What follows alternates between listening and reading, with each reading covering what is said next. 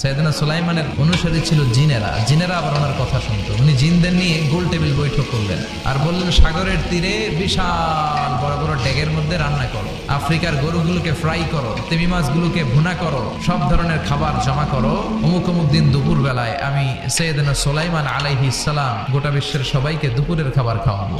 জিনেরা বড় বড় পাতিলে রান্না করা শুরু করে দিল। রাতে রাতে সাগরের তীরে 40 কিলোমিটার এরিয়ার মধ্যে রান্নার স্তূপ। যেদিন খাওয়ানো হবে ওই দিন সবাই এসেছে। সাইয়েদনা সুলাইমান উদ্বোধনী ভাষণ দিবেন। পাখিগুলো লাইন ধরবে এদিকে, মানুষগুলো লাইন ধরবে এদিকে, সবাই লাইনে লাইনে এসে খাবার খেয়ে যাও। সাগরের ভেতর থেকে বিশাল এক তিমি মাছ এসে বলে, সুলাইমান আমি লাইন মানি না। তো সাইয়েদনা সুলাইমান জিনদের আদেশ করে দিল, যাও আফ্রিকার একটা রোস্ট করা একটা গরু তিমি মাছের পেটের ভিতরে ঢুকায় দাও। তিমি মাছ বলল, সুলাইমান আমি হা করে রাখবো আমার মুখটা, যতক্ষণ না আমার পেট না ভরে তুমি খাবার দিতে থাকবা, পেট ভরে গেলেই মুখ বন্ধ করে ফেলবো।